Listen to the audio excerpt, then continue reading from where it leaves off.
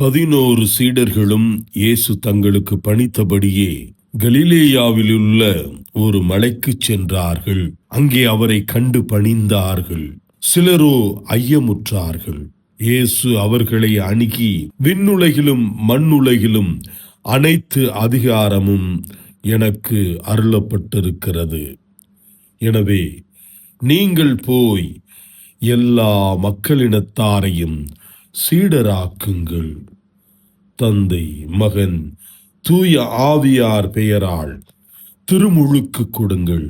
நான் உங்களுக்கு கட்டளையிட்ட யாவையும் அவர்களும் கடைபிடிக்கும்படி கற்பியுங்கள். இதோ உலக முடிவு வரை எந்நாளும் நான் உங்களுடன் இருக்கிறேன் என்று கூறினார்.